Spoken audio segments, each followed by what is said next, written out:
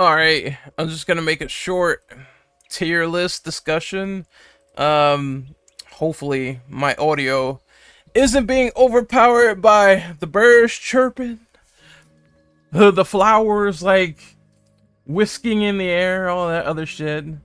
So this is a tier list discussion for ranking all of the PlayStation exclusives, like from top to bottom, from the PS1 era to the PS5 era. This tier list is going to be pretty interesting. Also, the games that I don't have an opinion on, I probably won't spend too much time talking about those because this is a lot of content to go through, honestly. And this fucking thing sounds loud, so I'm gonna turn it down a little bit more. Just want a little bit of music in the background while I do this and sort of vibe. I think that's the perfect spot. Alright, we're gonna go alphabetical order. Ape Escape. I've played the first Ape Escape. Indeed.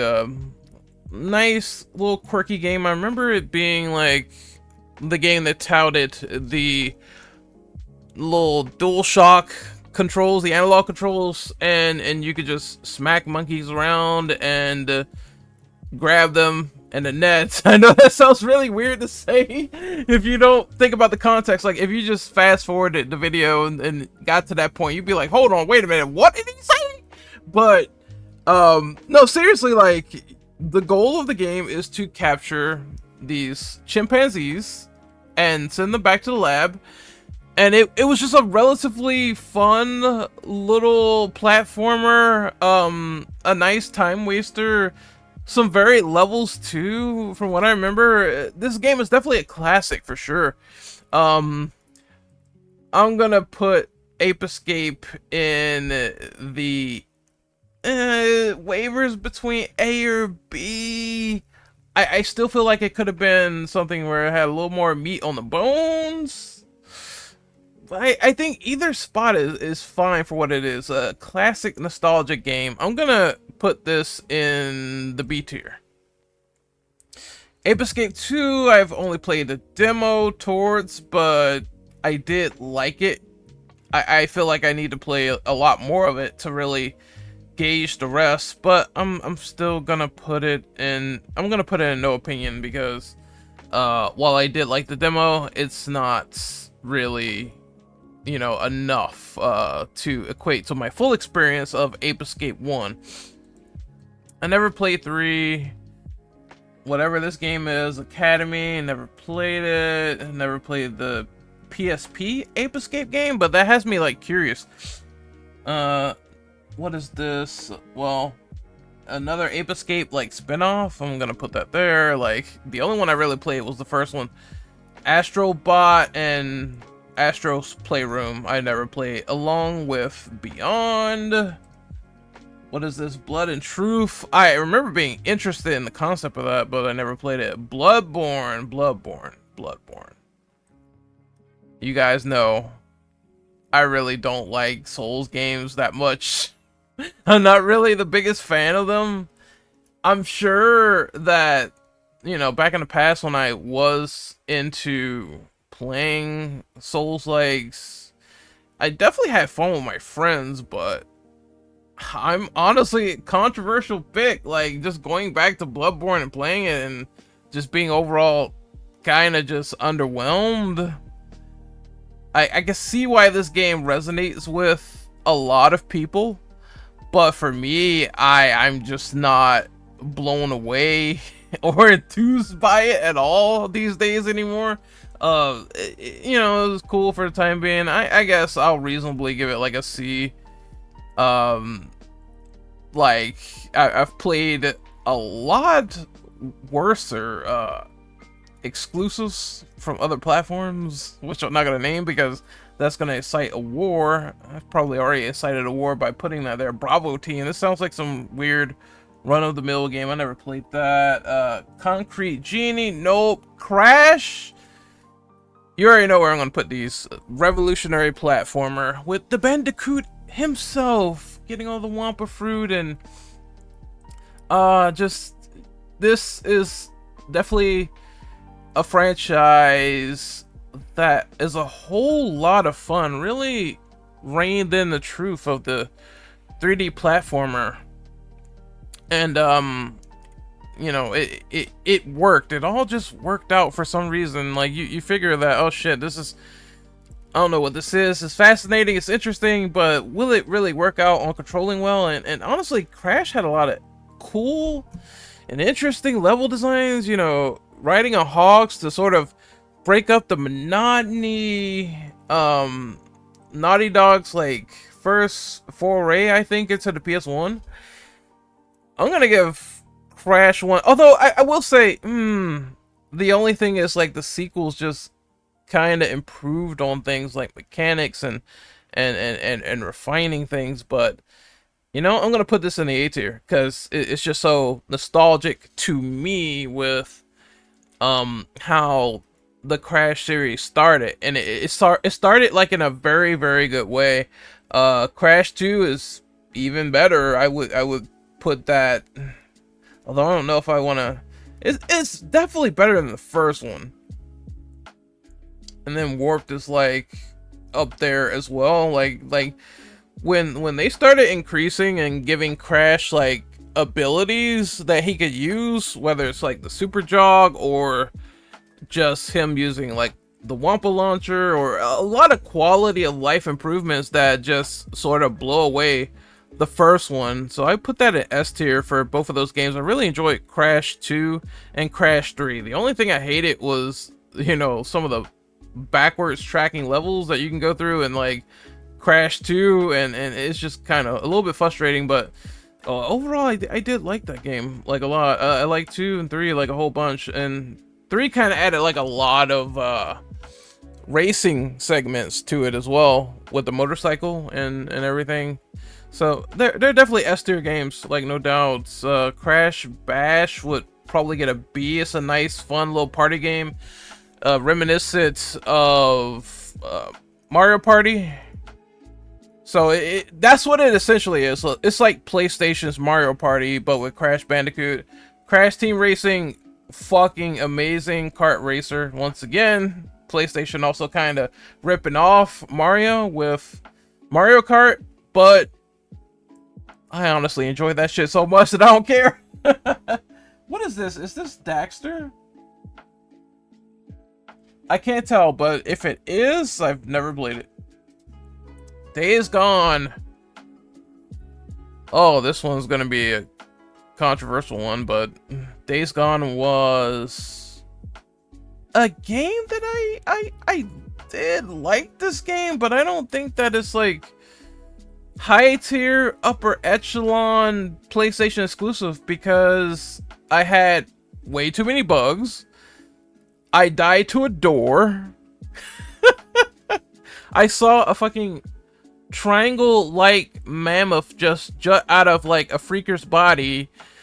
So this game definitely had problems, and the narrative wasn't really gripping me all that much when I played it. I feel like maybe that's due in part to, they say the story gets better as it goes on, and I personally believe that. Like I do think the background lore is interesting, but I wasn't feeling Deacon as a hero. He just felt generic and bland to me.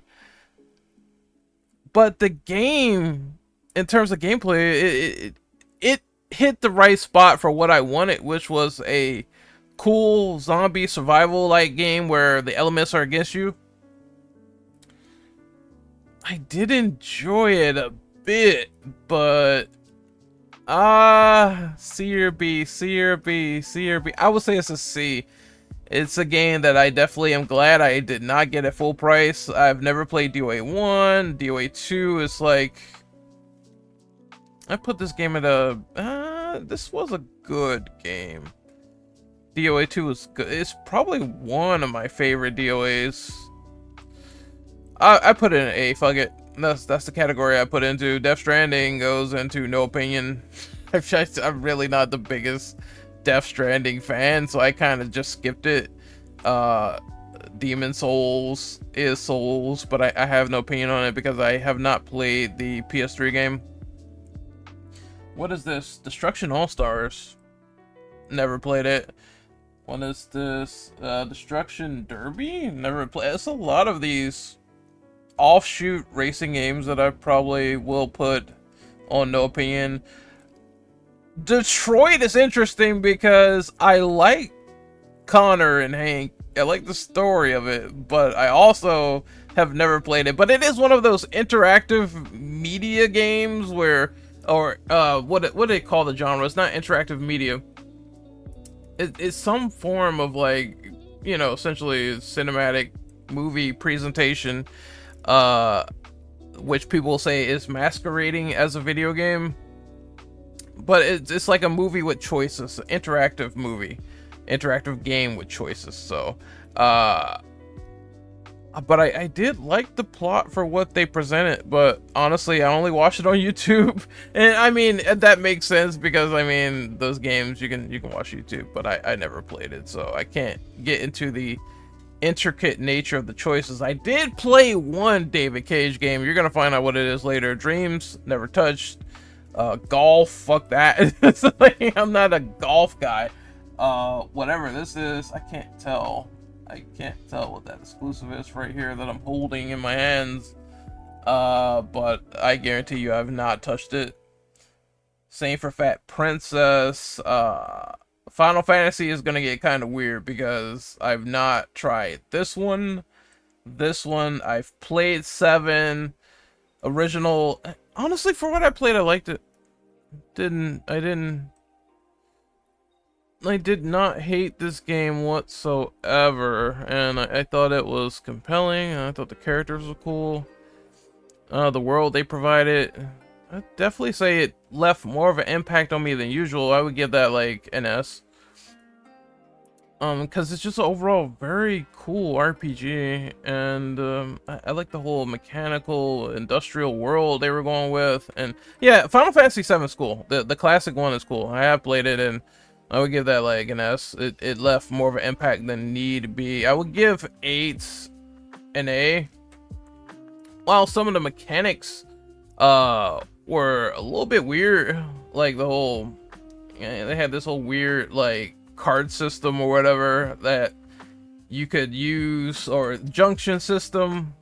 Yeah, I wasn't really a biggest fan of that, but I liked the combat though, and the music, and Squall was a cool protagonist and everything. So I mean, so many folks are divided on this game, but from what I played, I liked it. So I don't think it's better than 7, obviously, but I would put it in an A tier for sheer enjoyment. I've not played. This is Final Fantasy IX. I've not played it, but supposedly they're making a remake, so if they do, I will play that shit ASAP. Firewall, never played it. Ghost of Tsushima, in my personal opinion, is, it wavers between A or B, and it might take the B spot for me.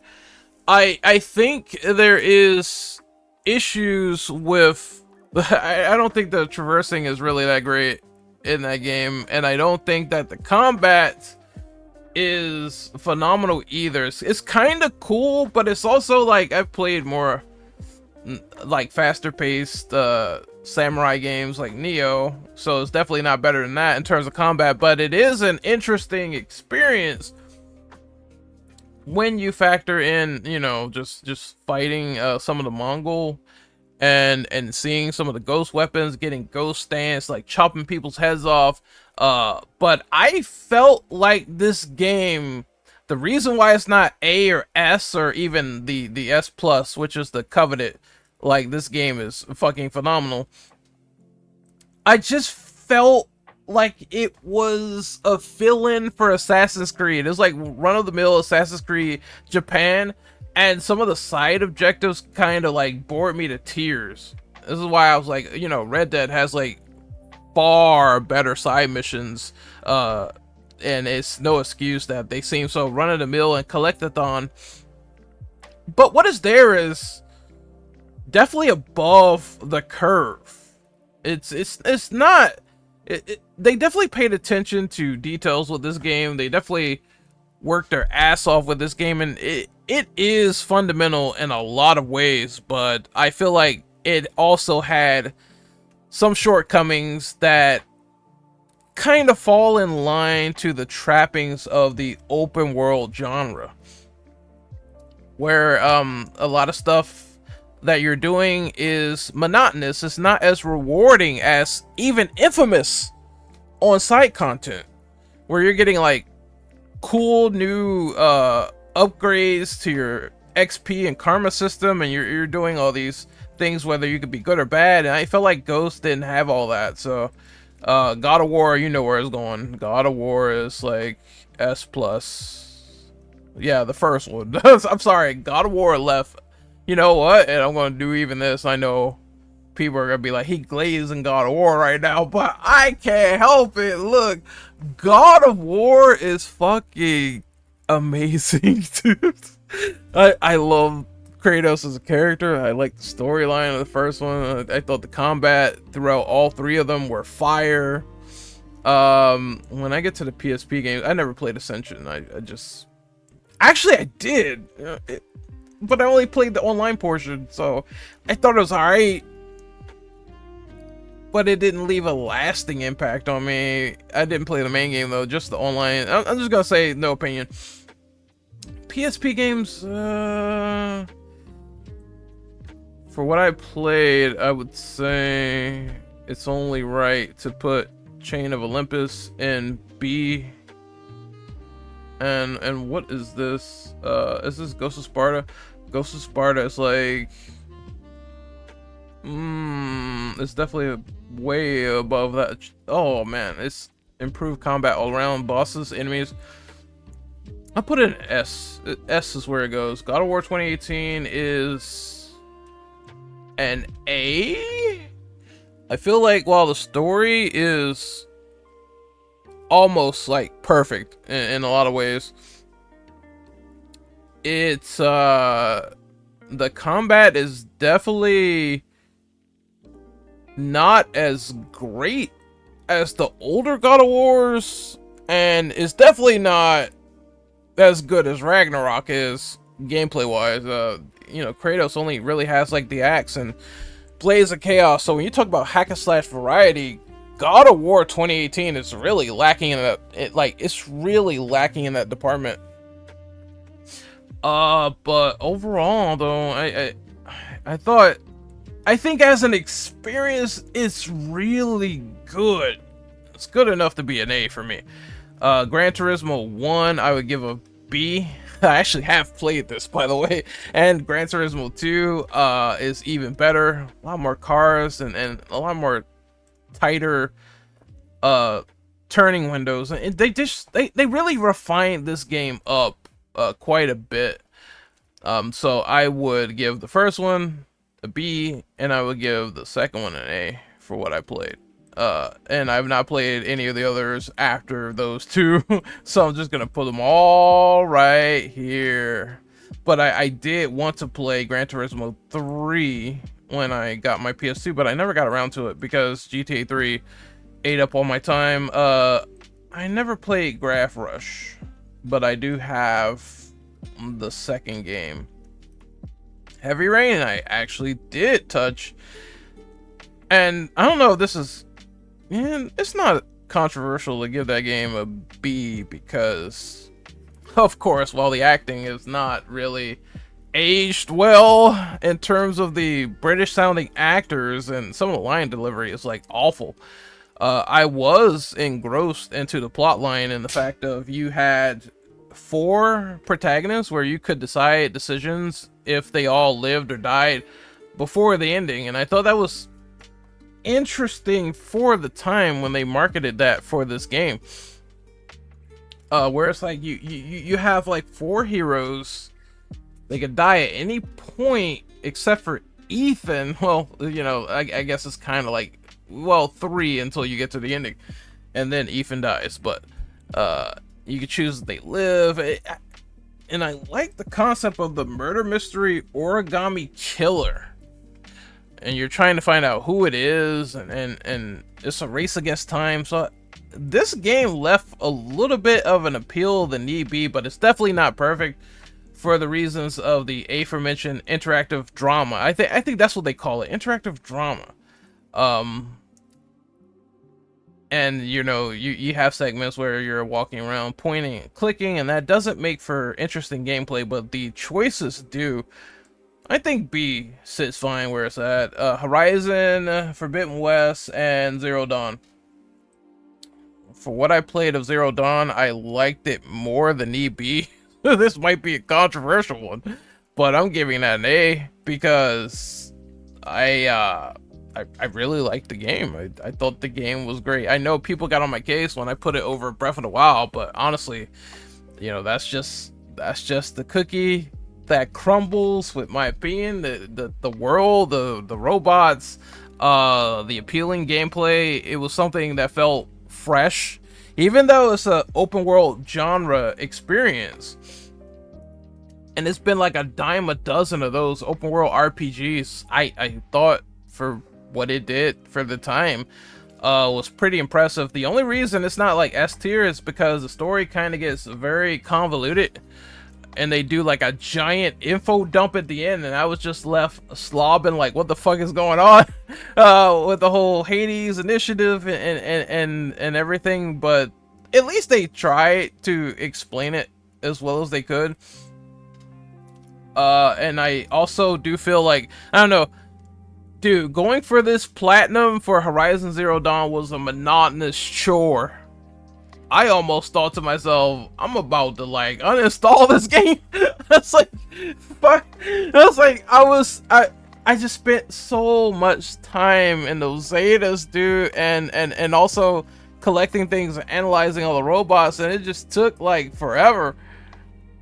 I'm pretty sure that was like a 60-hour platinum for me, if not more. But you know what, I did it. It has no bearing on my score. I give that like an A. I thought Horizon was a nice breath of fresh air for me personally. It resonated to me a lot. I will get to Forbidden West, don't you worry, but I haven't gotten to it yet. I do have the game though. I have it. I actually did play Hot Shots Golf. If I'm going just from the demo alone, I'm gonna give that a C. I thought it was. It's obviously not the most deepest game you will probably ever find on this list, but for what it was a fun little time. It's just it kind of is one of those games where you play it like for a couple of minutes and then you're like never gonna go back to it whatsoever. It's just like a fun little time killer. Ico, never played that. Or Hot Shots Golf 2, the Hot Shots, sorry. Infamous 1, a banger game. I think it was Sucker Punch's first foray into superhero content. I love my superheroes a lot. Cool karma system, great story. Cole had like interesting electric powers, and the funny thing is, you jump in the water, you get like zapped to fuck. It's like, you're an electric conduit, get out of the water. And the cool upgrades to those powers, like the sniper shot with the electric was so banger, and the big lightning blackout that you can do with Cole's powers, like when you progress near the end, you can get like different ranks. Infamous rank, you know, you can get hero. You can just be like evil as fuck in this game. I love throwing the cluster grenades too as evil Cole. It's just a good time. Infamous was a good time. I didn't play Festival of Blood, which is the DLC or standalone content where Cole's like a vampire, but I do have it. Infamous 2 is even better. While the story in the game is not as paramount in my opinion to Infamous 1, I feel like Infamous 2 gave you a lot more spectacle with fighting the beast and discovering the mystery of that. So it held its own there while also giving you the amp, which was, melee was not great in Infamous 1. So I'm kind of glad they simplified it to the amp. And New Orleans or whatever it was in this game, I know it's based on New Orleans, was a lot more cool and denser, and to see this like swampland and to get like new powers like ice powers and Napalm was like really nice, and the ending was really great for this game, and they retained the choice system. The 2 is just a better sequel in every way. Second Son I've played. I would say Second Son is a B. For the reason being, the story is even lesser in this game. While they do refine elements, but I did like the cool powers. Like, oh, you can have rock powers and go clobbering time on people. That was awesome. Delson just had a lot more of these cool power windows, because his whole shtick is that if he touches someone, he automatically will assimilate their power. So it was like smoke, video. You had the one where was video the one where you had the digital gargoyles everywhere and you could just shoot swords, and it was so badass. It's a badass game. It's one of the better PS4 launch titles for sure. But in terms of characterization, in terms of like even features almost that some of the other games like shared and had, I feel like it is definitely, and the retcon that they did is bullshit too. Where the whole all the conduits died in 2, but now we have a new conduit. It's a new era. They survived. But still a really great experience. I love Infamous so much. But I have to give Second Son like a B, and the same for First Light. Not a bad DLC with Fetch. Yeah, she had the light powers, the neon powers that you can sort of throw out there. But I do think that because of her limited skill set, it's kind of hard to really place that over Second Son. I would say Second Son is obviously going to be like the better package, but in terms of a great standalone like story, First Light isn't so bad. I definitely will recommend you play them both as an overall package, and it's not bad at all. But B is where I would put it, and I would put Second Son over it. Intelligent Cube, I actually have played this. I actually played Intelligent Cube, and it's a C. It's one of those time waster games again, where you're trying to run through blocks and solve the puzzle before this big wall kills you.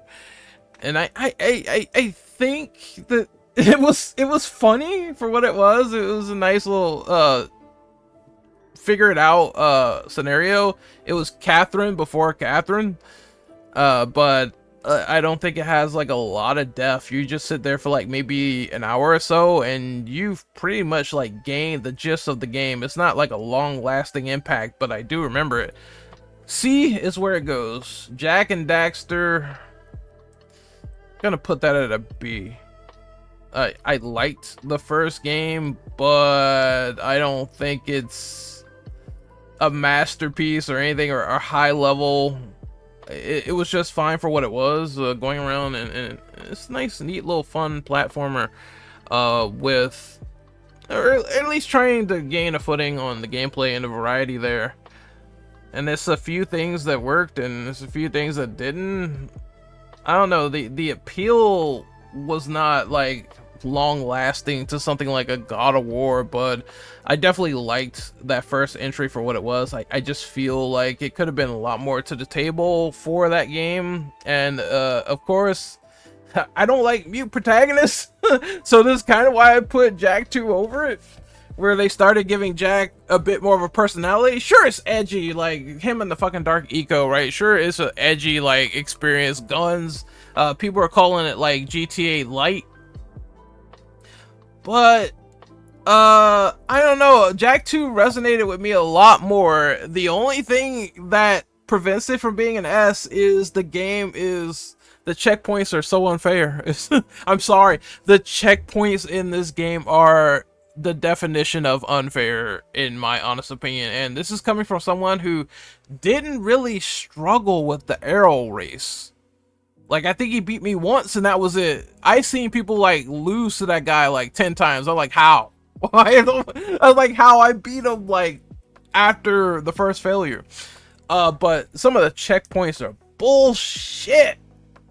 That's the only thing. That's like, on repeat playthroughs, it's phenomenal. It's fun to play. It's awesome to play. Getting in cars, jacking people, going against the Crimson Guard. That was stellar. I had a great time just doing a assortment of different things, but oh man, the scaling and the difficulty just kind of gets on my nerves with it. So I heard Jak 3 was a bit easier, a bit more fair, but I have not played it. But I do own the Jak collection. I have not played the PSP game. I have played Combat Racing. I would give that, yeah, I did like that game for what it was, but I only like fucked around with the demo. If I'm basing it on that, it'd be a B. Because clearly it's a, you know, it's a neat little racing game. I would recommend you play it. I don't know what this game is that I'm holding here. I'm just gonna go ahead and say I never played that. Whatever this is, it's another obscure PlayStation game. This is gonna be controversial for the wrong reasons, but hear me out when I say this. I've never played Kingdom Hearts at all. Never.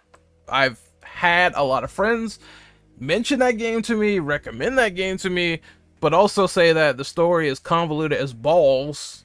So that was enjoyable to hear and witness. Like, oh, understanding the story of Kingdom Hearts is like understanding a dartboard with crack, cocaine, and maybe a knife stabbed into it. But I've always been curious. I'm more of a Final Fantasy guy. I'll get around to it one of these days. Now we have our first D rank game. And you already see it right here. Killzone 1 is not that good. I'm sorry. It's not that good. I felt like after playing it, they said this game was going to be the Halo killer. It is not. It was not at the time. Poor mechanics all around, weird physics clipping. The handgun is utter shit in this game. Like, I didn't have a good time with Killzone 1 at all. They tried to do this thing where you could play as multiple people. Didn't appeal to me whatsoever. I wasn't interested in the characters or story. As my phone goes off, I'm about to get copyright struck for this 2 Chainz song because goddamn.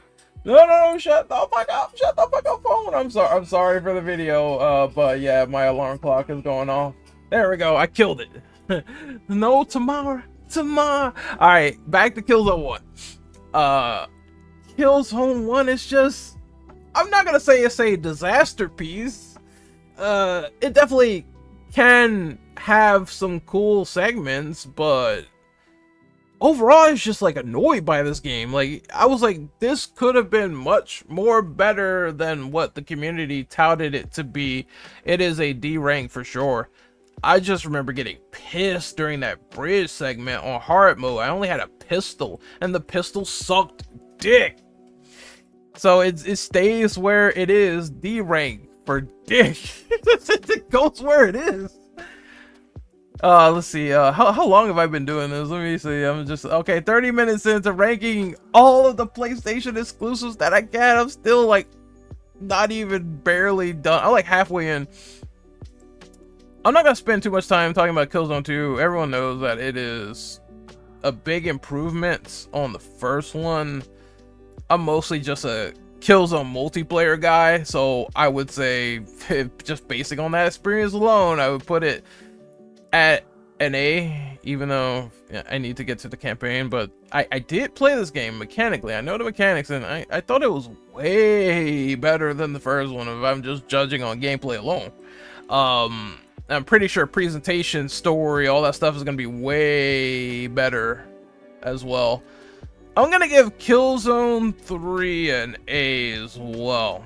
And I'm also like, once again, played mostly the multiplayer.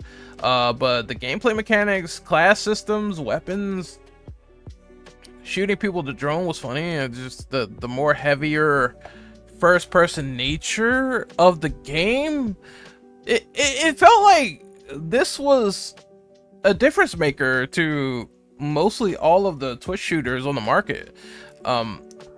Definitely just unforgettable multiplayer experiences all around. So I have to give them an A rank just for that. I thought they were dope to play. I've never played Liberation. I played Shadowfall. I'm gonna say that's like a oof. It's in between either a B or a C.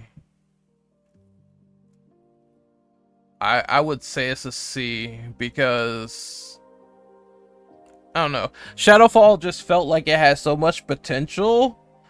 And multiplayer's fun and all, but it just felt like it had so much potential, so much more going for it.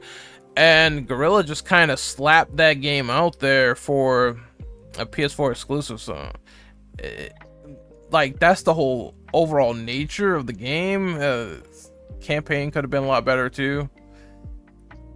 It's like I felt nothing. just like Killzone 1.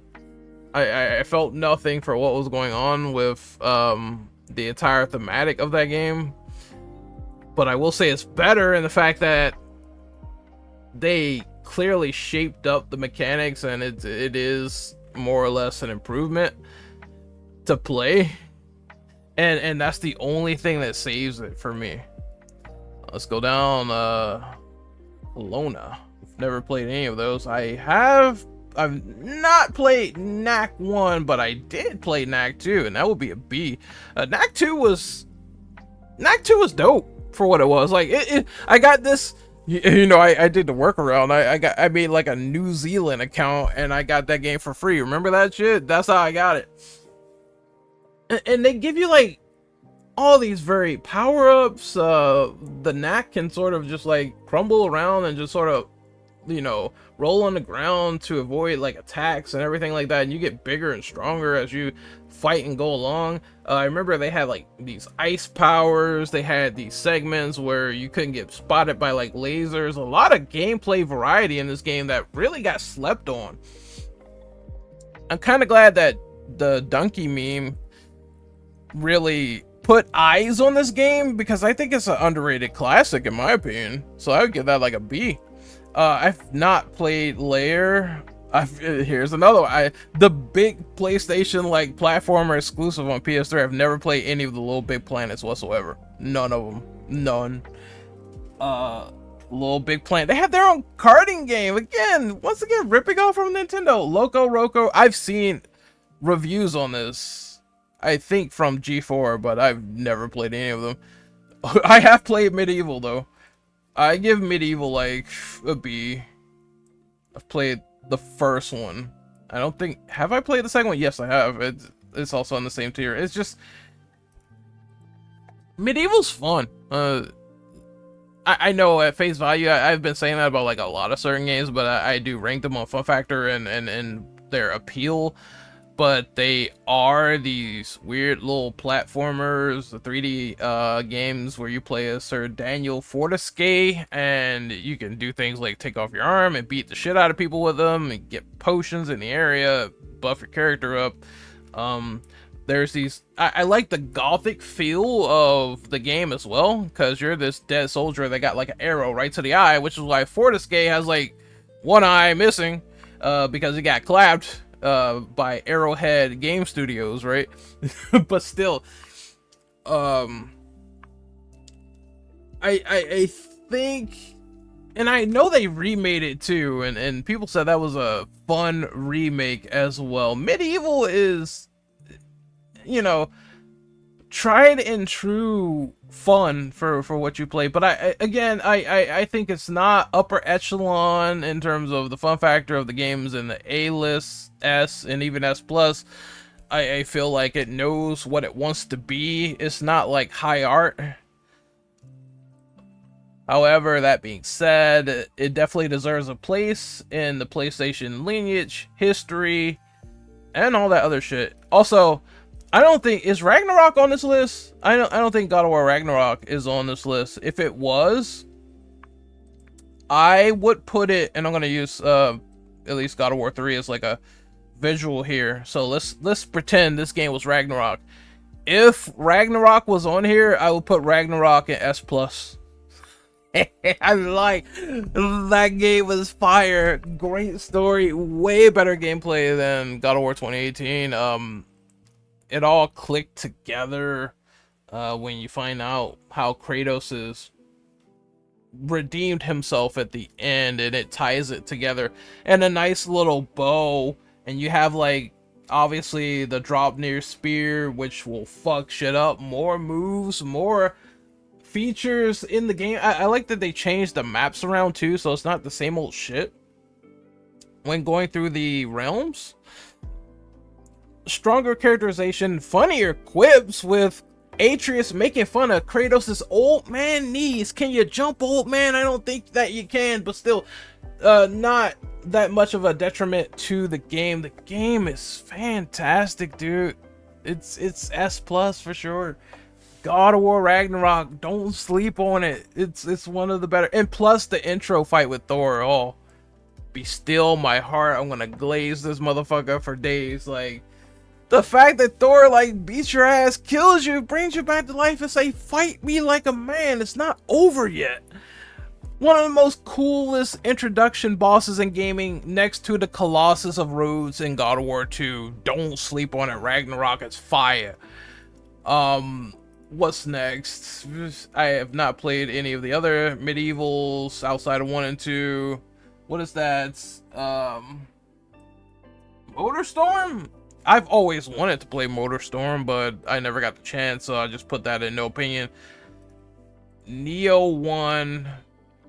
I like this game more than expected, for sure. Neo 1 goes in A. And I'm gonna say Neo 2 is kind of like more of the same, really, just with a little bit more content, weapons, and features. But and of course the created character MC.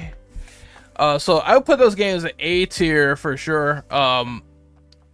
Team Ninja is just they know what they're doing on these hack and slash fronts for real. These sort of like Souls-like games where they just excel at them, in my personal opinion, and I think it's more euphoric than some of the stuff that FromSoft is doing. So I'm going to put them in the A tier. I think they're dope. Playing as William, going around and fucking up yokai.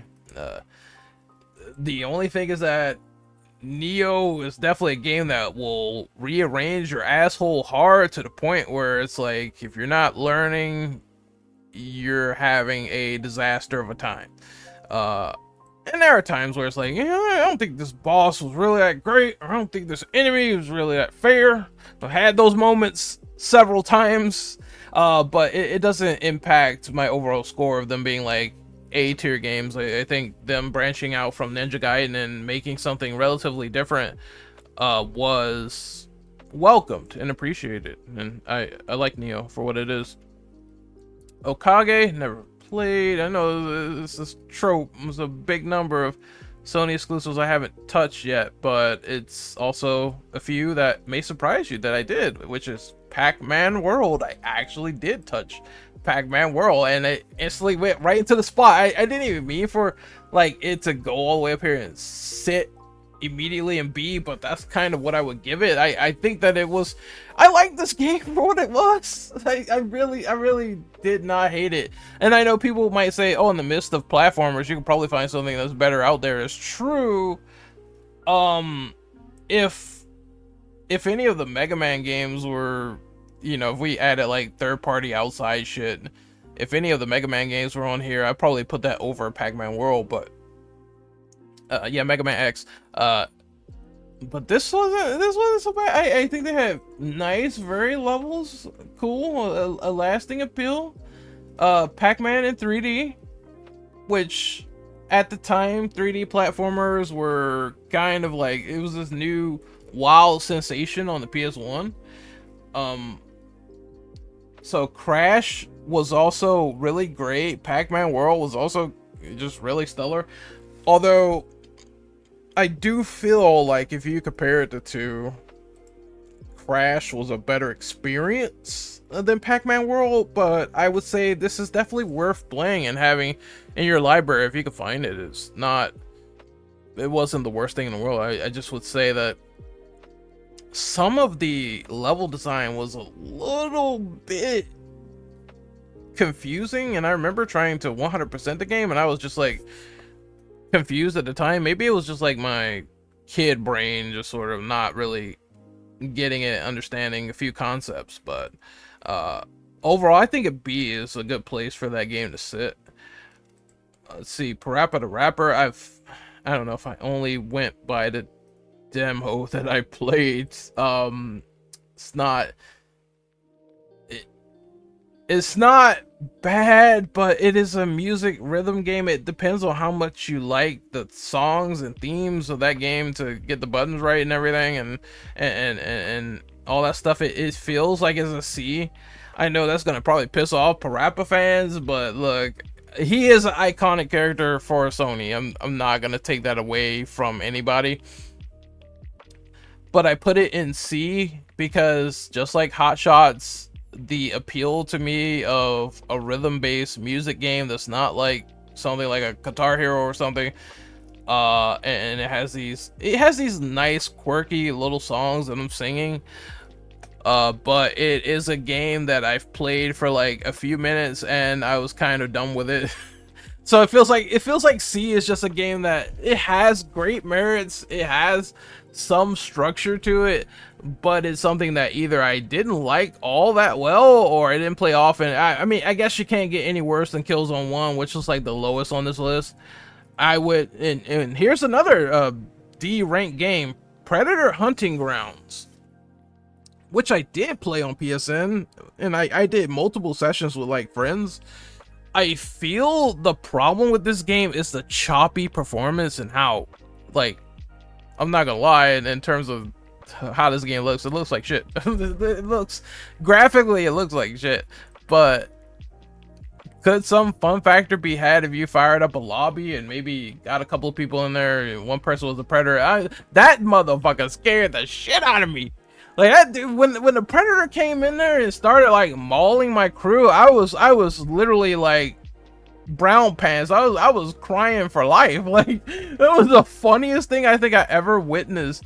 So for the experience alone, it's you can have a little bit of fun with it, but it just feels like one of those run-of-the-mill janky first-person shooters that has a great idea and concept, but the execution falls flat with how it coordinates itself on mechanics, and it needed severe refinement, in my personal opinion.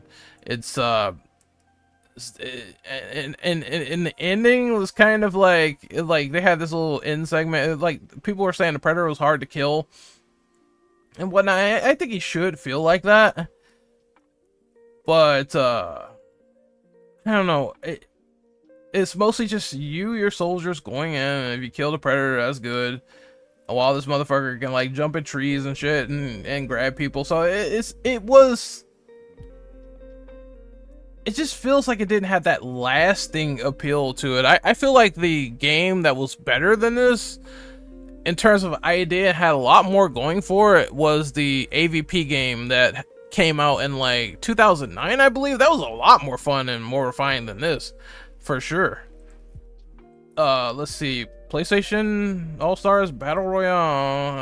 I would give that a B. It is a Smash clone, and I don't like that there's some exclusions to certain characters they were gonna add. One of the infamous ones was when they crammed in the DMC Dante, Miyamo Dante, from the reboot, and they didn't give us what we wanted. It could have been a lot more cooler notions to some of the roster.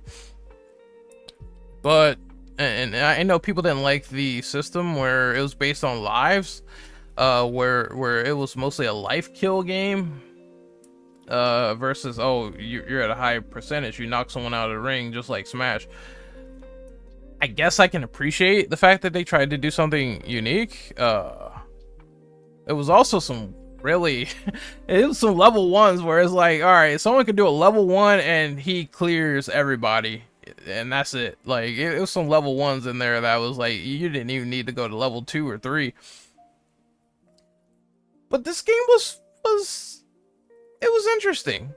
It's very interesting for their first attempt. It's like, if you ask me if I want a sequel to this game, I'd be like, hell yeah, because I definitely had some fun to it. I also feel like I can't really put it above because some of my connections, I feel like the netcode in this game was not really, it was decent in areas, and then other times I got desynced out. And I also hate some motherfuckers, like some of the characters that I really hated, like Radek and Kratos. All Radek's did was like spam that goddamn sniper rifle in the corner. I'm just like, bro, come on, man. I did have fun though. That's the most meaningful thing. It's just some aggravations there. I feel like I had more fun with multiverses as an experience than PlayStation All-Stars, but it was definitely a good time to be had when I did it, and I wouldn't mind them continuing onward, just adding more PlayStation exclusive characters. And another thing I liked is that I liked when they had the character rivals and crossovers, like certain characters would go head to head that you never would expect. Yeah, that's pretty cool. Like, definitely one of the more unique ripoffs of the list. So I'm gonna put it in B tier. I think that's where it belongs. What is this? Something Heroes. Well, I never played that, so we're just skipping on. I do see Sly. I do see Jack and Dexter. I do see Ratchet, but I've never touched that. What's this? PlayStation Worlds? Nope. Puppeteer? Nope. Ratchet gets a little bit weird for me, cause some of them I play via demo, some of them I play full game. So I'm just gonna put this one here. Like, most of the PS3 games I skipped out on because I was too busy playing RE5 and Resistance at the time, which is on this list. Is that All for One? Nope. Full Frontal Assault. And what is with these sexual names? Like, God, I know that's the intention, but damn, Full Frontal Assault on that coochie and Going Commando. Is that Ratchet too? I believe I have. Yeah, I have played this one. Like, it's just pretty standard, par for the course. I think most of the Ratchet games will either wave between A or B's. Okay, I'm definitely gonna give the first one a B, because I mean, they clearly refine mechanics in the later Ratchet games, giving you more weapons, exclusive upgrades, and making your gun like this colossal masterpiece. But the first one wasn't as bad as I initially expected. And of course, the older Ratchet games had like this weird crude humor, plumber's crack. Just they were not ashamed to embrace what they were. It felt like a more sort of mature, almost platformer, where it had like, maybe mature is not the word I would use. I would say more juvenile platformer, and that was taken away in the Ratchet reboot, which I give an F. No, I'm kidding. I'm fucking kidding. I sure, they took away the juvenile humor, but I enjoyed this game a lot more than I expected, really. Of course. Again, this is the, what is it, reboot, remake? I think it's a remake of Ratchet 1, because they have like levels of Ratchet 1, so pardon me on there. It is a remake of the first one, and I think they do kind of take turns with their own original story. I liked it though. I like the Ratchet remake or whatever. It was cool for what it was to me. I didn't really hate it. The only thing I kind of just did not like is the fact that they went to this whole sort of generalized plot where it just felt more superhero-ish versus feeling like a Ratchet and Clank experience. But I feel like the gameplay and everything else they introduce makes fun, like it makes up for it. It doesn't make fun of it. It makes up for it. And I haven't played that one. Is that Rift Apart? Nope. Although I do want to get Rift Apart. And like I said, most of the other ones, I think... Hold on, wait. Is Deadlocked on here? Yes, it is. So, yeah, the PS3 ones or some of the PSP ones I did not play. Puppeteer. No. Let's see, is that up your arsenal? I would. That's the third Ratchet game, but I have like less time spent that than the other ones. I'd be like, it's an A. You know, most of the Ratchets to me are like the better ones, at least over the first one, like an A anyway, because of the more refined mechanics and more weapons and everything. Deadlocked was really good in terms of, and I played this game with multiplayer with friends, and I played it single player. But yeah, I would definitely put it up in the A tier for sure. And it's unique as well because it is the only Ratchet game I think that ever did multiplayer, and it was really fucking fun. So I'm putting that up at A tier for sure. Blasting your friends away with a rhino has never been more satisfying. Somniac mostly makes like really cool titles for sure. Now we only have a few left on this list. I'm just gonna get rid of a few. I told you. Outside of a few Ratchet titles, I've not touched them. So Secret Agent Clank is not played. So with Sackboy, let's just get rid of the never played ones real quick, and I think that will make this easier. The Impatient, which was the VR spinoff to Until Dawn. I hate that idea in general. I'm just gonna say no opinion. I never played it, but no opinion. I hate that idea in general because they should have made a full-blown sequel. PlayStation Playroom. Now, if you want to play this game to have like sex, go ahead and beat them cheeks. Then you've probably played this a lot without the PlayStation Eye. So you know what? For a PlayStation Playroom, considering all the ludicrous sex that you can have in the comfort of your own home with your eye toy on, and as you spank her and spit on her, and she says, "Do it, daddy," you gotta put this in the S+ rank. It's like, that was a cult phenomenon. That's going down in history as one of the greatest PlayStation experiences you probably will ever have in your life. Whether you watched porn or engaged in PlayStation Playroom porn, you already know that this is an S+.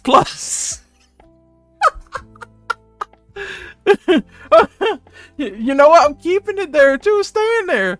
That's a top tier #1 experience. What could be more better than sex? PlayStation Playroom, baby, is right there. So, let's see, what else have I not played? Warhawk. Although I own it, I do have Warhawk in my closet. I've never like opened it. This is another spin-off for Until Dawn. Is that Rush of Blood? That's the VR title. Oh, no. Tearaway, no. Let's see, what is this? All these weird party games you will see sometimes. I've not touched those at all. Let's see, what else? Sports Champions? Definitely never played those. If that's what that says. Sparta Champions. I'm sorry, my bad. My eyesight is really fucked. You gotta squint too, just reading these fucking titles on like the tier list. Like that's probably one of the worst parts, really. Wild Arms, no, but I've heard about it. But I don't know what kind of game it is. Is it like an RPG? Sounds like one to me. Whatever that is, I have not played it. Let's see, what else do we have here? I have played Wipeout, but I don't have enough experience to really give a full cohesive thought on it. I just will say, for the limited amount of time, I only had like 15 minutes because I was at a kiosk and I had to go. It was enjoyable, and I forget which Wipeout that I actually played, so it's probably why I'm putting it in the no opinion segment, because we're talking like, I haven't played a Wipeout in years. So maybe when I get back into it, I will definitely give you guys an updated list or thought process if people want to hear that. But yeah, does that say Playroom VR? Well, you know, anything involving like VR and sex is gonna be like a S+, so I'm gonna put that all the way up there for sure. I mean, again, PlayStation Playroom is the time to play. Play in her world. And sorry. Oh god, okay. I'm sorry, I'm so juvenile. Okay, we're getting down to the wire now. There's a few of these games I have definitely touched. We're gonna get Resistance Retribution out of the way, but a friend said it's an underrated classic, so I will check that out for sure. Where is Burning Skies? Is Burning Skies in here too? I don't think that it is. But if it was, I would probably put it in not played. Alright, Resistance 1, 2, and 3. I'm gonna try to make this quick. I'm just putting in F tier just to move it up. I would say the first Resistance was a phenomenal experience. Great, differing gameplay perspective from Insomniac, fighting aliens in like an alternate World War history was a fascinating idea, and the Chimera themselves are cool, and you get these weird futuristic weapons, like you get the auger that can shoot through like walls and shit. You get these hedgehog grenades that can blow people up. It had phenomenal multiplayer. It had a great sort of interesting through line with the lore of the Chimera. This was a cool ass PS3 exclusive. Nobody could tell me otherwise. It's definitely an A. The only reason it probably doesn't get higher on the list is because they could have probably made Hell a little bit more compelling as a character. But still, it is, the lore of this game is cool, the gameplay is cool, the multiplayer was dope. I think an A sits right there. I just feel like the story could have been a lot more interesting. Resistance 2 is probably also gonna sit in A tier. Now you can debate whether this game is an improvement over the first one or not. I do believe in areas it is. More refined gameplay, cool encounters, the fact that you could turn into like this fucking alien god at the end and like blow people away into little itty bitty chunks was a fantastic gameplay experience. I'm not gonna lie, when I got that little power up, that Daedalus mindset power up or whatever it was, when I was going through and I was blowing Chimera up into smithereens as hell, it was amazing. A lot more larger scale boss fights too, but some of them were kind of piss easy and others were clearly they tried to up the ante with this game. The story problem still kind of persists, and I would say the story for Resistance 2 is a lot more bare bones than the first one, because it's like you and Hell, you're on this like elite squad, right? And he knows he's turning into the Chimera, so he's like on his last stand. And he's trying, like Hell's on his last stand, he's trying to fight against the Chimera, and you kind of, I feel like the plot is a lot more predictable in the sequel than it is in the first game, where you don't know what the fuck's going on. You're a fish out of water, and then he turns at the end and then he gets killed by Capelli. Controversial moment, sure. Protagonist killing protagonist, which we will get to later, but you know what game I'm talking about when I mention that. Last of Us 2, cough cough, but I will get to that soon.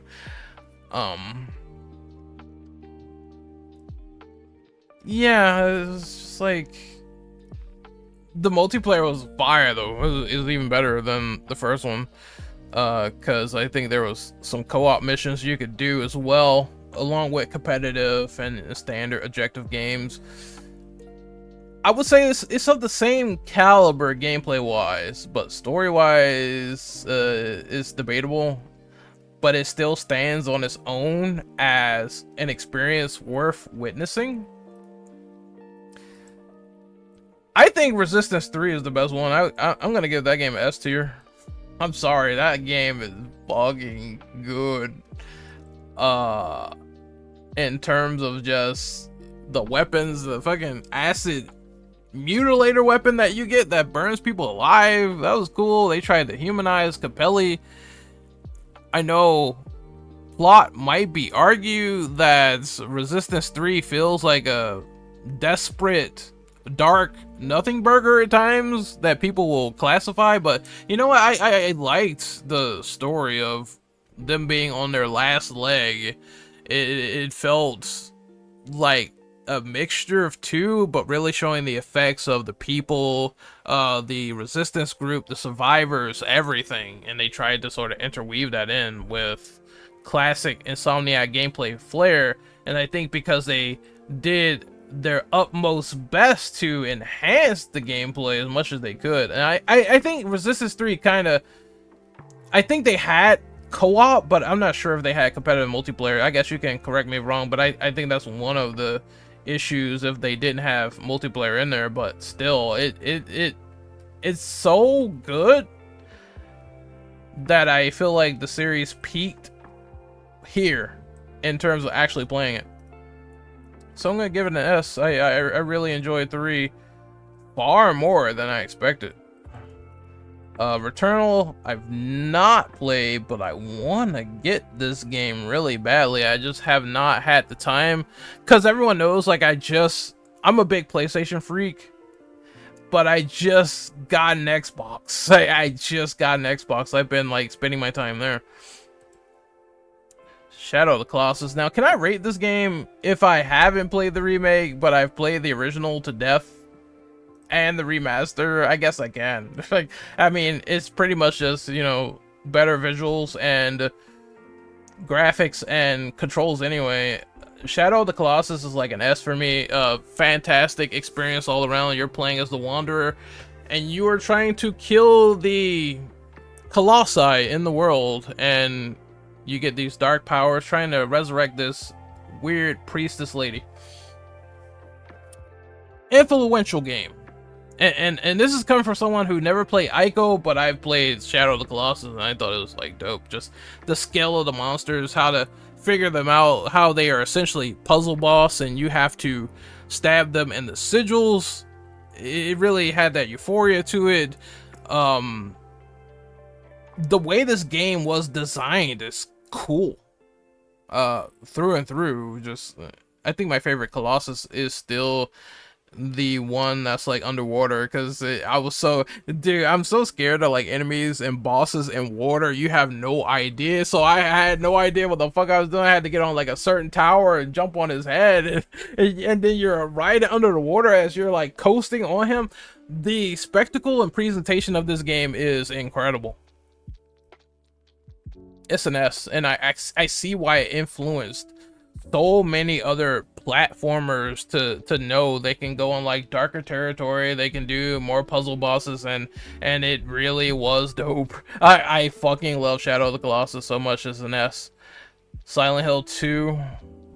Oh man, we got the Silent Hill games on here. I remember when they were exclusive to PlayStation. I think 1 still is.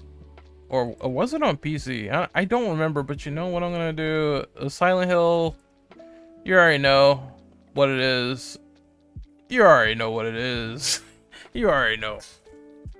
Silent Hill 1 is a classic in psychological survival horror, taking elements from Jacob's Ladder and implementing them in vastly unique and twisted and barbed wire induced terror within Silent Hill. The story of Harry Mason going around to find his daughter and the pieces that connect to it will keep you invested. The creatures and what's going on and just the world itself. I'm so glad this wasn't just because in the beginning of development they wanted this game to be an offshoot Resident Evil zombie clone, and Team Silent fought against it, and I'm so glad they did, because a game like this during that time was not done before. It was the first step into psychological horror for video games, and I think they pulled it off rather well. The Otherworld, amazing. Those fundamentals, amazing. Silent Hill 2 is just, they elevated the plot so much and the characters so much, and it has no correlation to the first one plot-wise outside of just the town itself.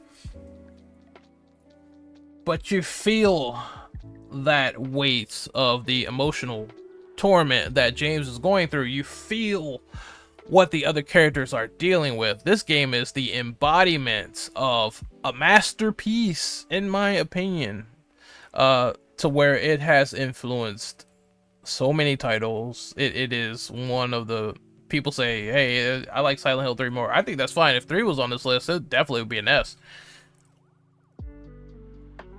But man, just the reveals, the twist, the turning of the knife at each turn.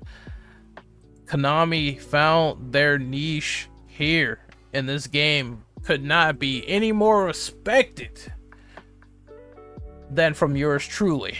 And I love Silent Hill 2. The gameplay of 1 is a little bit better, and they have more weapons and enemies. But Silent Hill 2 just elevated that surreal feeling that the first one tried to embody. And I think it pulled it off on all cylinders as a sequel. Sly Cooper is a weird one. I've played various demos for them, but I've not played all of them. I haven't played Sly 3 or 4. But I heard from people that 4 is not really that great. But if I were to rank them, I would put... Because, you know, raccoons sneaking around, popping bottles, hitting people with his cane. I thought it was a cool idea. I'm gonna give it an A. No, I'm gonna give the first one, since of course refined mechanics, I'm gonna give the first one a B, and I'm gonna give the second one an A from what I've played. And that's it. I have very, very vague memories, but I do remember it was like a hybrid of stealth and platforming, which was cool. And they made the design and levels work around all of that in a very nice and cool nature. I remember trying to emulate those games, and it didn't work at the time, which I have to try to see if it works on DuckStation 2. Okay, and now we're getting down to the wire. We're almost done with this list of PlayStation exclusives, and as you can see, there's a lot that I have no opinion on, and it's a few that I have, but the rest of these I kind of have played, so don't you worry. Don't touch that dial now.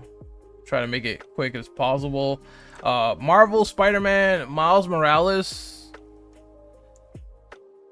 That's hard to say. I'm gonna put it in an A tier because it's more or less all of the gameplay that you're getting from Marvel Spider-Man, but you have Miles's powers, which is honestly better, and I feel like the stealth works better for this game than it does in Marvel's Spider-Man. But it is standalone, so it's like you're getting a little bit less on the content front.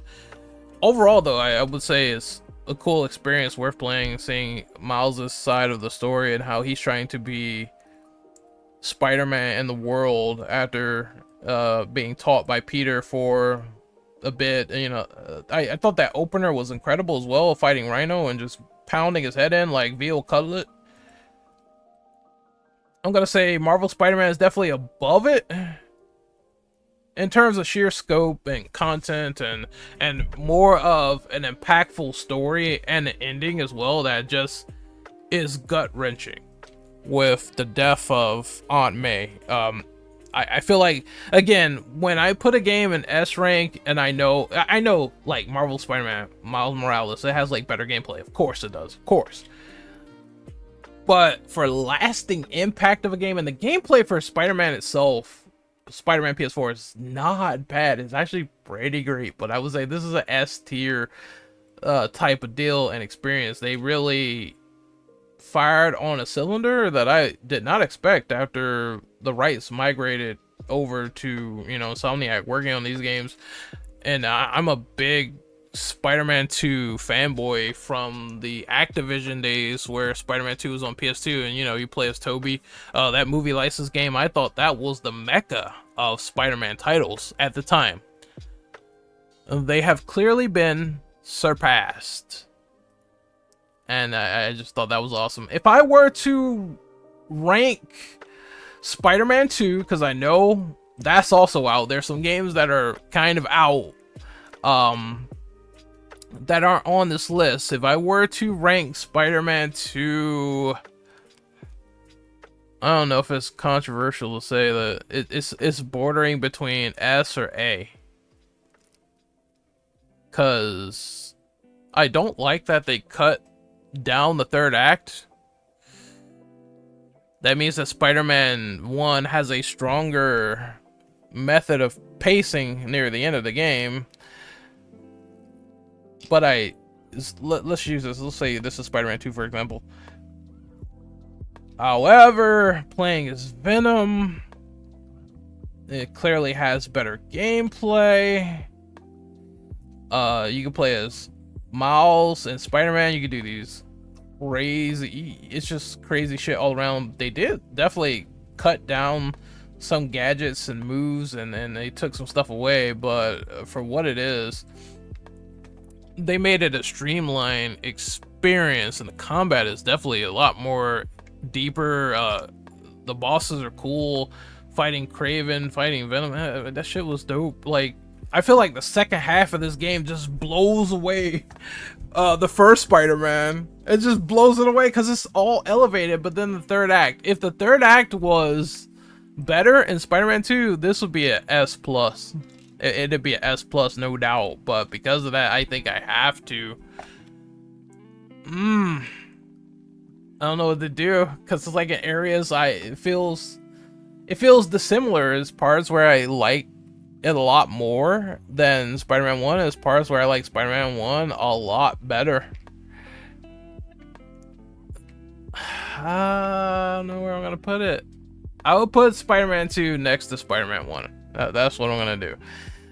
Because both are worth playing, full fat games, cool experiences, but I feel like the story is better in 1, and the third act is better, but the gameplay and everything else, even some of the content that you get, the suits as well, the symbiote, all that other stuff kind of carries it a bit more. So it's like, shit.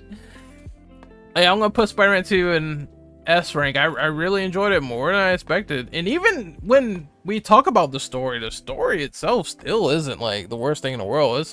It's a big lack of understanding for a few plot elements in the general public eye, thinking that Peter retired as Spider-Man, which is dumb. But when they do emphasize and focus on those narrative beats that worked, like Peter Parker and Harry's relationship, when this game does well, it does well.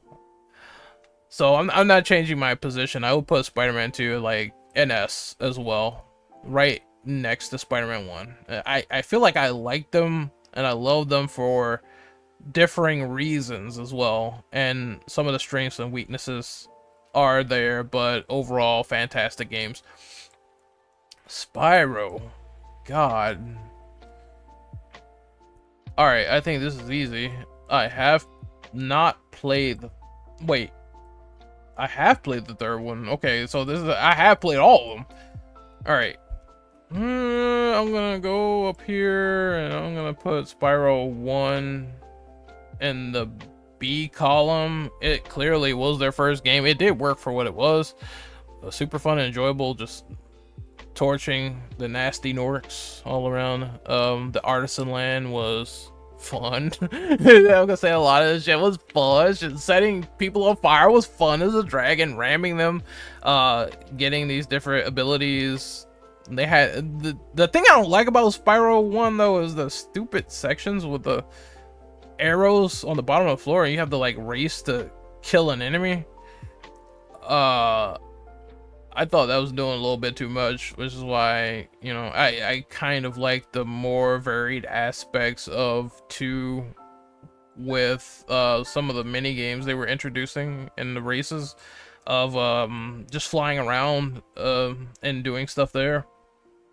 So I would say Spyro 2 is definitely above the first one, and I do remember liking 3. And I think that goes on a comparable level to the second one. So let me see if I can find it. I think that's like, yeah, that's like up here with the second one. I appreciated both of these games a lot more. And the first one was a cool, interesting experiment that I think the later games took and refined a lot better. Oh, siphon filter. Holy shit. Okay. I have a good placement for these. Oh, here's the deal. Siphon filter 1 is an A. I clearly hate the fucking church mission. That mission sucks. 5 of my cocks. If I was an alien. I'll be like, here's the first one, here's the third cock, here's the fourth one. Just eat my dick. Alright, that was the worst level. The church cathedral level was awful, but the rest of the game was pretty... It was a nice first attempt from, you know, 989 Studios, Eidetic, where you're this super spy running around and action is like very, very fast paced. It's like, I don't know what's with all the comparisons to this and Metal Gear, because I feel like they are totally different games. Siphon Filter is like a lot more in your face, guys pouring out of like 80 different directions, and you have to shoot them and blow them apart with a shotgun. Also, the air taser was introduced in this game, where you could light people on fire by just flinging the taser in their general facility. And I say facility, I mean vicinity. Sorry about that. But yeah, you can hit them with the taser and they will smoke, then start to flame, and then it's just like the most sadistic thing that you could do in this game. And they advertised that in the sequel, which was cool. You know, Siphon Filter never really had like super strong plots, but it was enough of a spy conspiracy to keep you playing. So I think it did well there, as well as lasting impact, because hey, this game made like a franchise of games that people liked. I guess you could say where it fails is later they start introducing like multiplayer elements, so it's not like a whole lot of replay value to the first one. It is a long game though, with very intricate levels and mission designs. And that's part of the hunt, is figuring out how to beat these missions without dying so much. So I think if you're looking for a great classic spy thriller experience, then Siphon Filter has to be in your collection. The second game, I'm one of those people that finds the second game to be better than the first one. Because I think it's a lot more tension to it. It's a lot more cooler moments too. Like when you're on the ridge of Colorado and those snipers are like shooting at you in chance, and if you get spotted, a hell of snipers will come around and start shooting you. And one of the unique things about this game is they have this green bar that fills up and you target your enemies, but they could also target you as well and turn you into the red, so it'll say like a danger bar, and then you'll get shot. They introduced headshots for the player in Siphon Filter 2, and that added a whole level of strategy and tension. Like, you have to roll out of the way or you're going to die with one shot if that danger bar fills all the way up in the red and it says headshot, because the enemies are not playing, they're not fucking around, they're trying to kill you as soon as possible. And I think that increased the technical gameplay aspects and the difficulty, and it made it a lot more rewarding and enjoyable, in my personal opinion. And I think some of the new characters, they really fit into the paradigm of the Siphon Filter world and universe overall, and it has multiplayer, so that's another addition over the first one. I'm gonna have to say that Siphon Filter 2 is an S tier game. Siphon Filter 3, on the other hand, from what I played, that's a lot more of a convoluted story. It's not even structured better than the first one, because you have all these flashback missions and shit. with Gabe Logan, and it feels like the impact of the second one is diminished.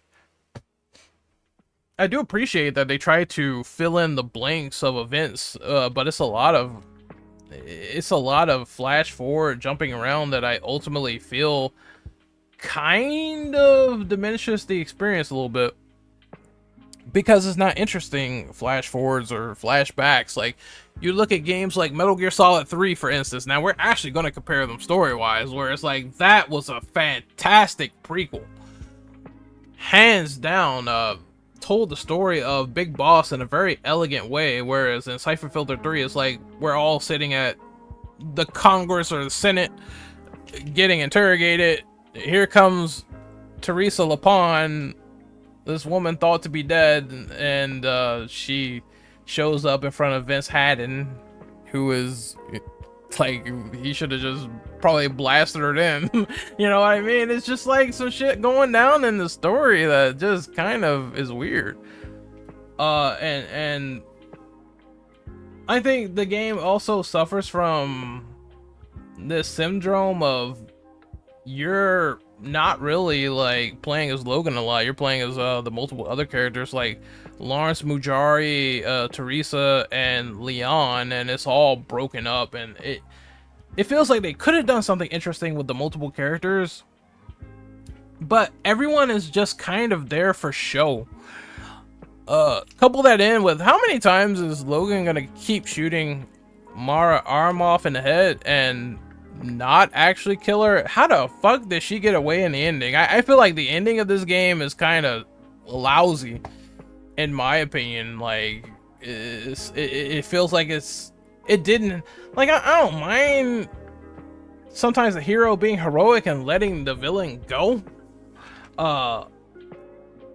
but it feels like it did this weird setup that didn't pay off for me. It didn't feel as strong as Siphon Filter 2's ending, where it's like, man, chance betrays you, Teresa dies, and that shit leaves your mind blown. But we'll talk about more of this stuff later. Again, they bring back the multiplayer component. They actually added missions that you could do and witness and do objectives, so it does add a bit of a bigger spice to variety. But the problem with Siphon Filter 3 is that it doesn't feel like a true evolution of the series, story-wise or gameplay-wise.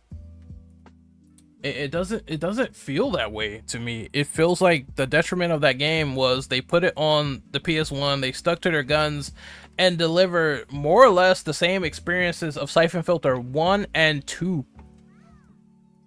If it was a true innovator, it would go up, but as far as I'm concerned, it did not. Alright, here we go. It's time for The Last of Us. I'm going to take a mini pause here, and then I'm going to come right back and explain The Last of Us and the remaining games, so stay tuned. Okay, that was a water break. I had to take a water break. The Last of Us 1 and 2. I'll show you where I'm going to put these. Right there. And where do I put The Last of Us Part 2? The worst game of all time, the worst game ever made, the most woke game ever. No, I'm not gonna put it in an F. It's gonna be an S. And I will explain my reasoning.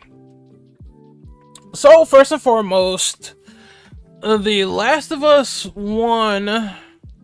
Well, you know what? Maybe I might move these. Maybe I might. Maybe. Okay. I'm just gonna... Yeah, I think this is better. This is much better. So I think part 1 and part 2 are comparable. But there's some reasons why I don't put them in S+, but, you know, on a rainy day, I think these could, like, shift between S+ and S for me. You know, fuck it. Let's go full blown. Full blown. I'm putting them right where they belong. Alright. Now, The Last of Us 1. I have 400 hours in this game. I fucking love the affected nature, the atmosphere. Sorry, I was debating because it was like S plus. I don't know. It's like they're still top echelon games. I just don't know where to place them. So I made a decision. I had a little bit of a train of thought there. But yeah, I love the whole story of Last of Us Part 1. And this is the PS3 original. It was amazing. It was incredible. It's one of the few games that, once again, on the PlayStation lineup, I will call masterful. Joel and Ellie, very riveting characters. Very interesting and unique characters to this world, and it's like they took the whole, I know people will say, oh, it's not the most original thing in the world, blah blah blah, but it definitely did have a cultural impact, and it also heightened the zombie genre, because the creation of these games were, well, and they don't call them zombies, they call them clickers and runners and all this other intricate shit, but we know it's like similar to zombies. They took this genre and they heightened it to a level where you actually care about everything that's going on. Stuff is taken full-blown serious. The world isn't ruined. It's one of the it's like one of the more interesting post-apocalyptic games that I played. Clearly, I need to get more into Fallout too, so that's still on the list. But the world, the characters, the gameplay were all, fundamental. There are people that say the first Last of Us in terms of gameplay is very bare bones, and I do agree with that, but it's still, like, dude, I still like it. Like, you can still take people on the floor, kick them in the head. It's all fun, and I know Part 2's gameplay is much better than Last of Us 1. But I also think sometimes that is a symptom of first games, where you will have a game that has a basis of gameplay and the sequel improves it for the better. So a lot of games will fall under that territory. I know Resident Evil 1 to Resident Evil 2 falls under that paradigm a lot. But with the inclusion of the fun-ass factions multiplayer and as a full package, you're getting like 15, 16 hours, maybe 20, infinitely replayable with factions MP that has stood the test of time, even for the remaster itself. Not the remake, the remaster on PS4. The Last of Us is a PlayStation definer alongside Uncharted, in my opinion. And I have to give this game for what is due. In my personal opinion, it is S+. Last of Us Part 2, also S+. There were folks who were very spiteful on this game, to the point where we had developer harassment and people saying Laura Bailey's baby should die. The craziest thing you could ever think of. Which makes it seem like this game's, like, it made it seem like this game itself was a doomsday project. That being said, despite all the animosity and controversy that surrounded The Last of Us Part 2, I decided to sit there and assess the game myself, and I thought the game was masterful and comparable to the first one. I think that story resonated with me. A lot of people are probably like just angry that I even said that, but in my personal opinion, I thought The Last of Us plot for Part 2 had a lot of layers and details, and it really showed the weight of how revenge and how PTSD was affecting the cheerful little girl that we've grown up to know in Part 1. When you treat these games as 2, my god, just overall great storytelling, overall great gameplay. The gameplay is way, again, if you don't agree on the plot of the story, whether you like it or hate it, no one can ever disagree that it's not an enhancement gameplay wise of the first one. Just in my personal opinion, I like the story of this one. But it is an enhancement of the first one. When you play it, you have more options. You have proning, you have dodge. You didn't have these options in the first one, and I thought the AI was kind of like in Last of Us 1, which is why they fixed it in the remake. And more weapons too, and like a lot of hate in this game is directed towards Abby, but again, intentional. Her part of the game was the most fun I had with it, like real talk. Just mounting and beating the shit out of people was awesome. And her weapons and skills, I like how they had different skills for the two characters. Like slight annoyances, like you have to start the whole game over with a secondary character. It's gonna definitely burn some bridges for sure. But when you do give it that sort of opportunity and chance, I thought it was one of the better experiences to end the PS4 life cycle. And that goes without saying. It's one of the better experiences that ended the PS4 life cycle for me, and I enjoy that. I enjoy playing Ghost 2, but again, if the Ghost and Last of Us War is so funny, it's like, oh, Ghost of Tsushima should win, Last of Us should win, the winner is PlayStation at the end of the day. It just shows that, hey, Sony was making bangers in 2020. Alright, let's wind down and do these last choices. The Order 1886. Mang. I'm gonna put this in B tier. I like this game a lot more than expected. I know, shocker. Because the Order 1886 also gets like really shat on. People see it as like Sony's like first L in the PS4 era in terms of exclusives. But this game had a lot going for it in terms of the combat. The arc shooting lightning cannon that you get that can like mow off people's intestines in gory display, I thought was cool. I think this was a collaboration between Ready at Dawn and Sony Santa Monica, which probably explains why the gameplay for this is dope. It is not perfect though. I would never recommend this at $60 when it came out, because it was like 5 hours long and like one entire chapter was a cutscene. I can see that being criticized. That could be perfectly criticized as a problem. Which is why I always begged, hey, if they made an Order 1887, just take the elements that work with it. Like the aesthetics and all that shit was pleasing. I was even interested in Galahad. I thought he had a cool swagger to him. The exaggerated swagger of a white man.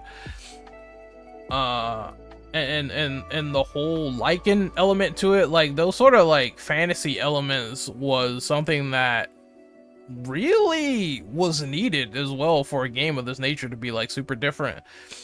The only thing is that the length of the game really hurts. It is like 5 hours long. You can play it on hard, you can get the platinum easy, which is what I did. It's not a lot of meat on the bones. So if anyone rated this game as like a C or a D, I would totally understand it. But for me, I liked it enough to put it in B tier. Twisted Metal. Now, you would probably guess this is a shocker, but the only ones I've really played was Twisted Metal Black. I've not played the classics too much. And the first one, okay, so I'm gonna put this in a righteous place. 3, never played, have no opinion, and 3 and 4, yeah. No, is that Twisted Metal 2 as well? Yeah, okay, yeah. I never played 2 either. So 2, 3, and 4 goes here. Same for Small Brawl. But I played Black and Twisted Metal 1. So Twisted Metal 1 is a C. I'm surprised the PS3 game is not up here. Because I did play that too, so I'm gonna rank the PS3 game first. The PS3 game would be a A B? And a B in the B tier? I definitely hated the controls though. I think the controls were not that great, but it as for like particularly distinctive and cool multiplayer shooter, it was just a fine experience for what it was. Definitely the online needed more work too. So it could waver between like B or C. I would not be mad if someone said Twisted Metal PS3 was like a C tier game, because it definitely had a lot of elements going for it, but all of them didn't really pan out too well. But when it was like chaotic and crazy and fucking off its gourd, you had like black zombie or a white zombie, black zombie, white zombie. But yeah, like white zombie playing in the background. That shit, and you're just going off, blowing shit up. The experience was a lot more cooler than some of the implementations itself, which is why it's a B for me. Well, the first one's like a C, because I wasn't really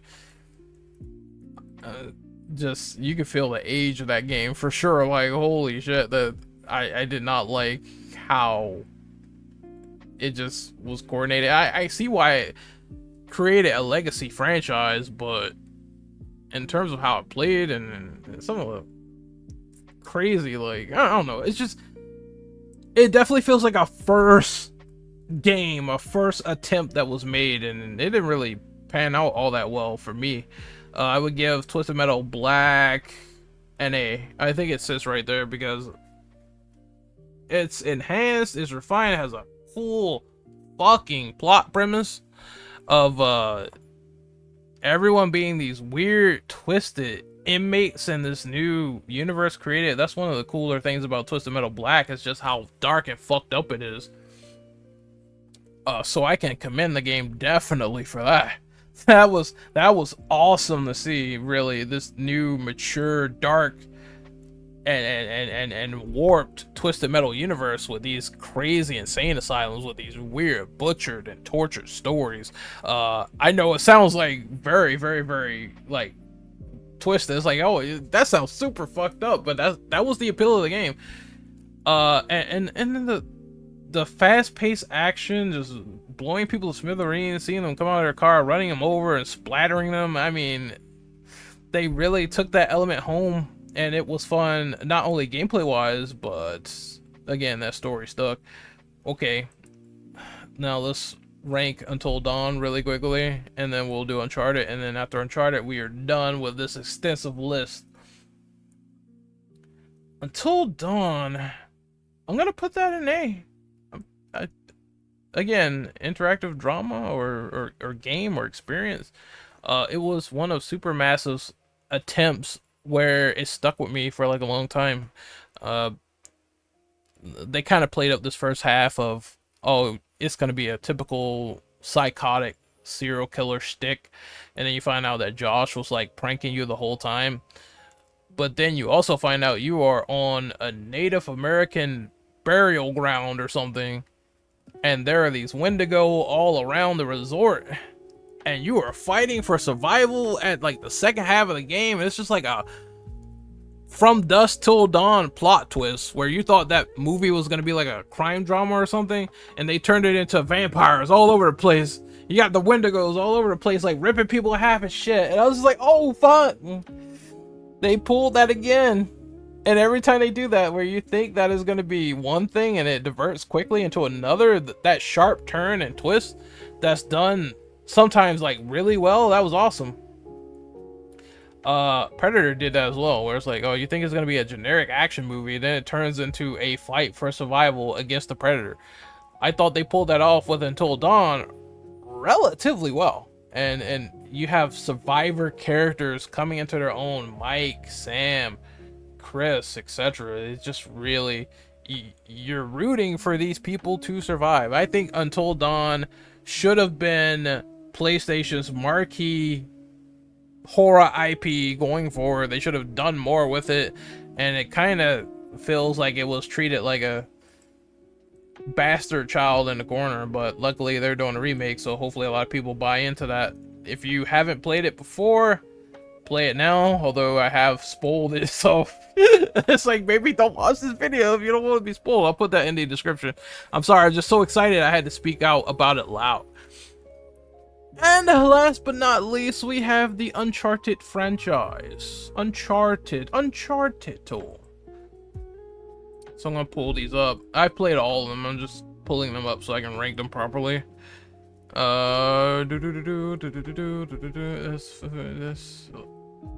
one is this? The Golden Abyss? Okay. I kind of know where I want to put everything to. It's like, again, this is a Naughty Dog's franchise that kind of put the PS3 on the map in 2009 with Uncharted 2, but I'll start with the first one. The first game is a B, because while it does have the eccentric and very charismatic, sometimes talking about kicking people to sleep, Nathan Drake, you're gonna like the characters and the story of this, but the gameplay, it varies. It still is first attempt, so some of the shooting kind of feels a little bit floaty. I would recommend getting the remaster for the best experience, the Nathan Drake collection. Also 6-axis controls, which I fucking couldn't stand. We're talking about the PS3 version here, where you have to do 6-axis to like rotate grenades, and I thought that was the worst premise in the world. I hope that a game developer or a game designer never does that again. Outside of that, though, it's a relatively fair play, a decent play to go through, and I can see why it evolved into the franchise that it is. Uncharted 2, you already know the dealio. This is everything you wanted from Uncharted 1. That's better. That's on, once again, I'm going to use this word so much, but I think it's the best word to use. It's on a high bar. It exceeded and smashed that bar. You have a more, again, a more intense situation with the plot, so you're more ingrained into what's going on, as well as, you know, new weapons. I think what enhances Uncharted 2 a lot is going to be the action sequences. Like, you're in a train and you're bleeding out and you have to climb out. You don't know what the fuck's going on. You just know that shit's about to go down, and if you don't get out of this train immediately, you are dead to rights. Like, the monasteries blowing up, giant Tibetan fights in the middle of war-torn countries. It's just so much going on in this game that's absolute chaos. And I can't think of a better way to put this than saying that it's another top-tier echelon Naughty Dog experience that you should witness. If you haven't played Uncharted 2, you should at this point. It's just a no-brainer. Uncharted 3,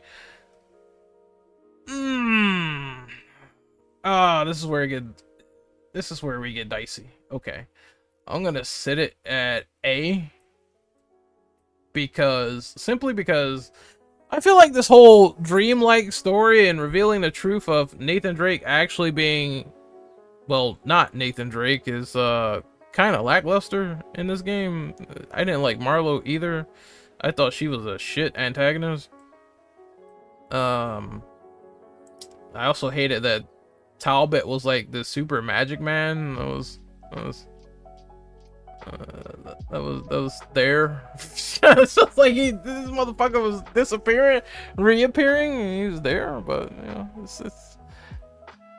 it's I like the fact that you can throw back grenades. That was cool. I like the fact that you could like sprint and do all this fun stuff in the multiplayer. That was also cool. They doubled down on the multiplayer. Multiplayer is even better in Uncharted 3 in terms of like modes, but in terms of, I guess, balance, the second one was cool, except for the people that were glitching through walls. Fuck you. It's like, yeah, so yeah, this is where they started to implement multiplayers between like both of the games, and I thought they were dope for what they were, but I do get why people were like, Uncharted 3's multiplayer has like a lot of overpowered elements, but I had fun with it overall for all of them. I just feel like they do have cool set pieces as well in Uncharted 3, so there's no skimping out on that. The boat flipping over and the whole stage is upside down is the most memorable thing I witnessed in that game, which is cool. But I have to give it an A because it just feels a little bit lesser than, despite all the stuff they tried to add with Uncharted 3. But overall, worth playing in general. It's definitely better than the first one by a country mile. Uncharted 4. I'm gonna put Uncharted 4 in the S tier, and I think that makes perfect sense. It is the finale of Nathan Drake's story, and one that I think paid off like really well. The gameplay feels a lot better than the first one and the third one due to the new rope mechanics where you can swing around anytime and just punch the ever-living daylights out of people. that was probably the best addition they had to the game because it enhanced the traversal like so much that the traversing is even better than 2. Combat still dope, still a lot of set pieces.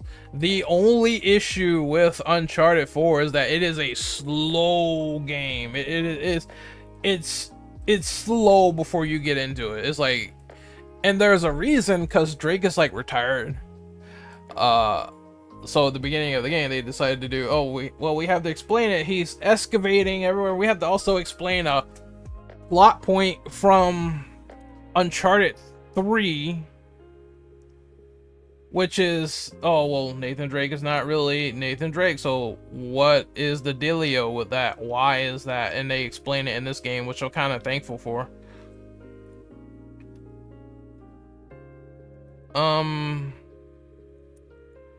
It's just overall a nice finale, but I feel like the set pieces, the pacing, and all that other stuff was done better in Uncharted 2 over Uncharted 4. But still, this is in S tier, something that you shouldn't sleep on. Of course, the scale and gravity is good. This game is good, but it feels sometimes a little bit too wide for its britches. With some of the level design, it feels like it just goes on for a minute.